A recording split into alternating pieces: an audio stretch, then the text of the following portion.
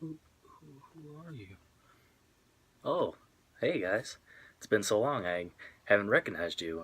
Yeah. In case you haven't noticed, I haven't made any videos in a long time, and it's kind of bothered me, so I decided that I wanted to make one today.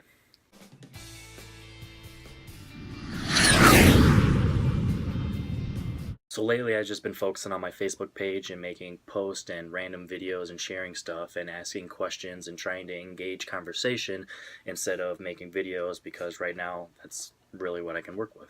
But I kind of came up with a groundbreaking idea and for my channel personally, and I feel like it's going to work.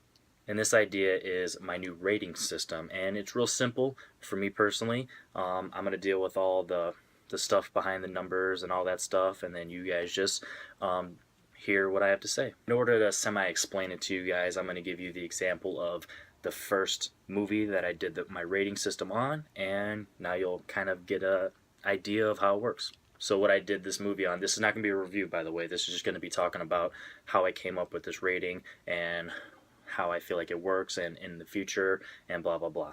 So I just got done watching the 2002 original Spider-Man, Sam Raimi's Tobey Maguire Spider-Man, and I liked it. I'm not going to go into too many details because this is not actually a movie review of the Spider-Man film, but I'm just going to use examples of how I came up with my ideas for the ratings and all that stuff. Long story short, how I'm coming up with this rating system is I'm going to analyze the film from beginning to end and look deep into the film structure and all the little things. I'm going to nitpick the crap out of it, and I'm also going to like all the stuff that I personally like. So there's just going to be three factors into how I decide how much I like a movie and what I grade it. There's going to be the good, the bad, and the chills. From the very beginning until the very end, there were 73 things that I liked about Spider-Man. Anything, his costume. Oh, I liked that shot. I liked how he came up with it. Was just funny little things when he's trying to figure out how to get his web shooter out and all that stuff. There's random things. 73 things that I liked. But there are also 9 things that I didn't like.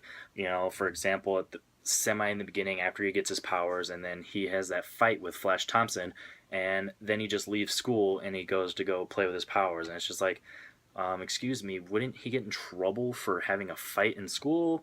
Wouldn't that fight have probably gotten broken up? Something like that. It wasn't detrimental to the plot, but it's kind of a little sketchy. It's like, kind of could have changed the story a little bit, not too much, but just a little bit, just a little thing, and it's just I didn't really like it.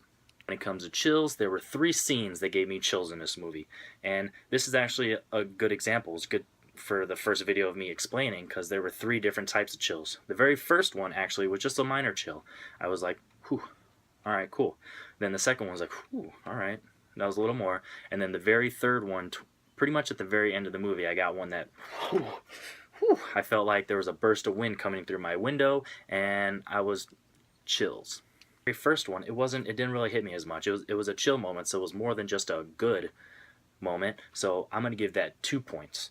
And then the second one that was a little more, I'm gonna give that 3 points. And then the third one that had me shaking out my boots, that's worth 5 points. So total together 10 points. Add that to the 73, and we have 83. So total, there's 83 points worth of good, and there's 9 points worth of bad. So 83 over 9, that ended up being 92.22% repeating.